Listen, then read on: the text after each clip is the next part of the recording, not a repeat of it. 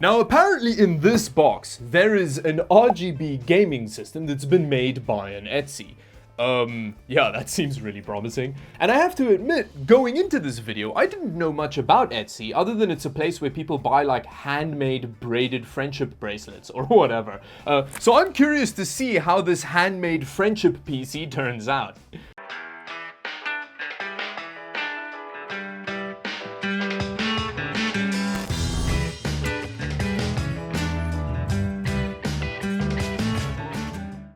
Now, considering what I know about this RGB gaming system from buying it, a small box kind of makes sense, but this one is suspiciously small, and it's also not very heavy, so yeah, I really can't wait to see what's going on in here. Oh, that's a snug fit. Although, not quite as snug as you'd like, actually. Okay, so the accessories include a Wi-Fi USB adapter dongle thing, and then a display port to HDMI adapter for some reason, and then finally a just power cable. So we don't actually have e-waste peripherals with this Etsy build, which, you know, that's nice and environmentally friendly from the friendship bracelet manufacturer.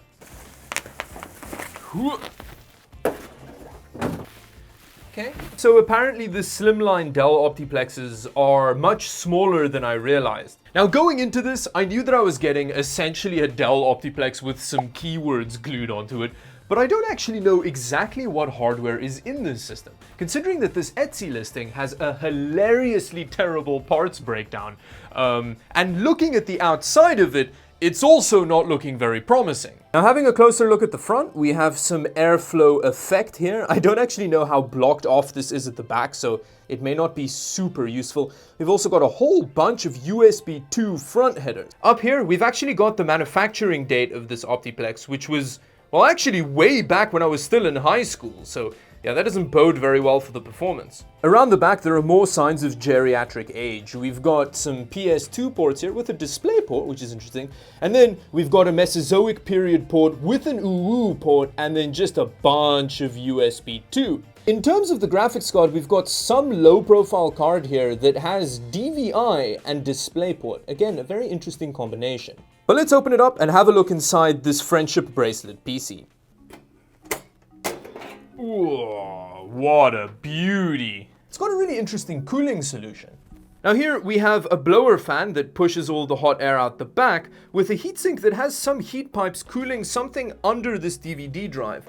We've also got a fan under there that's being choked out hard. Hopefully it's consensual, but I don't think that's doing much. Now moving down to the low profile graphics card, we have something by AMD. I don't actually immediately recognize that. I don't want to take that out yet because I don't want to disturb that magnificent cable management over here. But let me quickly Google that serial number and see what this is. Going by my favorite graphics card resource, Tech PowerUp, this is an AMD Radeon HD 8490, which is a low profile graphics card I've never actually seen before. But going by the specs, this thing makes a GT 710 look like a Herculean beefcake of a graphics card. And then finally going back to the beautiful handmade cable management, I did spot what looks like a little bit of an issue. Yeah, I'm not going to move that yet because I want to see what happens when we switch this PC on in its stock configuration. The fan that bit of cable is so beautifully jammed into is the reason why this is classified as an RGB gaming system, because that fan has some LEDs in it. Just having a look at this beautiful naked PC lying here, I can't actually remember how much I paid for this thing, but I have a feeling it was way more than it was worth. Yeah, so let's close this up and see how this little thing runs.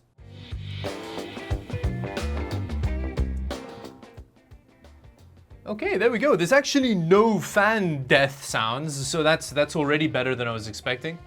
Oh, look at all that RGB, so fancy. This is just a straight up Windows install with, okay, so there are actually AMD drivers on here. That's exciting. It says that it's an AMD Radeon R7200 series GPU, so it's not the graphics card that we thought it was earlier. And then we've got an Intel Core i5-2400 CPU. And then we have 8 gigs of RAM. I'm assuming that's going to be DDR3.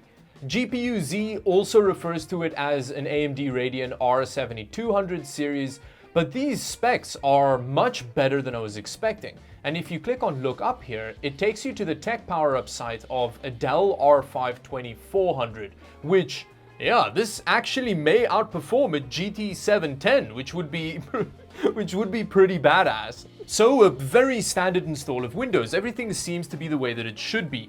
You can really sense that handmade Etsy love that's gone into the system. So let's see how it runs games, considering that it is a gaming system after all. So let's see what this gaming PC can do. We're currently using 720p with pretty much the lowest settings, so everything's on normal with like no draw distance and stuff. And yeah, I mean, it's kind of hovering around 40 frames per second. I don't know how well you're going to be able to pick it up on camera, but we are currently living in the world of jaggies. Like, it's it's a real low res feeling. Now, the thing that I find the most interesting about this gaming experience though is how hard that CPU is working to keep up with that low profile AMD graphics card. This is actually a surprisingly balanced system component wise. You know, that doesn't mean that it's a good balance, but yeah, they're fairly well matched. So if I dropped in like a bigger external graphics card or whatever, we wouldn't get much better gaming performance. Now next up, we're trying CSGO because according to the listing, this is a prime esports gaming machine. Yes, this is some prime esports gaming performance we've got here. Oh, look at those frame drops. They really help you nail the headshots, you know. Wow, I actually just got wrecked by a bot, which is pretty embarrassing. So now we're doing Rainbow Six Siege. This is again 720p low settings. And, oh wow, that's like the slowest ADS speed in a game ever. What the hell is that? But anyway, these frame rates really are spectacular, genuinely pro gamer worthy. I don't know if this is the system's fault or if it's the game, but it is very brown. Like, like it's the whole game is just like various shades of brown. It's really difficult to kind of figure anything out.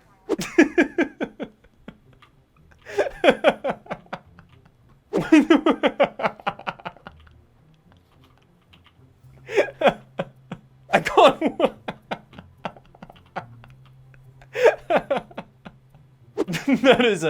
that is a well realistic looking bear over there.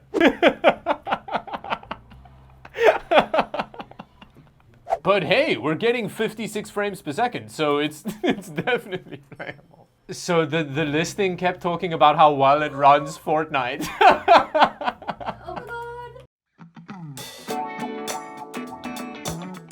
So now that we've seen what kind of epic esports gaming this custom RGB system is capable of, we need to discuss the last thing, which is the price. Because if this thing came free on the side of a Happy Meal, then yeah, I'd say it's a pretty good deal. The problem is, it didn't come free on the side of a Happy Meal. I paid just over $300 for this 9-year-old gaming Plex, which is a lot for essentially just some oversold keywords. Now on the other side, I do kind of get it, right? If you're doing this as a side hustle, it needs to be worthwhile for you. But things get a lot sketchier when you take the shipping fees into account. I had to pay $174 to have this PC shipped from the United States. And as somebody who has many PCs shipped from the United States, I know that this didn't cost $174 to ship. So I typed all of the details into UPS's website, and it turns out that they only paid about $52 to have this thing shipped to me. Now bear in mind, the UPS shipping fees are an estimate on their website, but still, we're looking at an additional $120 in bogus shipping fees on a product that only cost $300, and it brings up the total price of this 9-year-old Dell Optiplex with an RGB fan in it to $500, which is complete madness. Like, if it came with free lifelong hand jobs, that would be too much. Like, what? It just shows how careful you need to be when you're buying stuff from websites like this, because they often get you on the shipping fees. But anyway, that brings me to the end of the video. Let me know down in the comment section below what you thought of the system and the pricing and stuff like that. Subscribe to the channel if you want to see more videos like this one. And until the next video, thank you for watching. Bye-bye.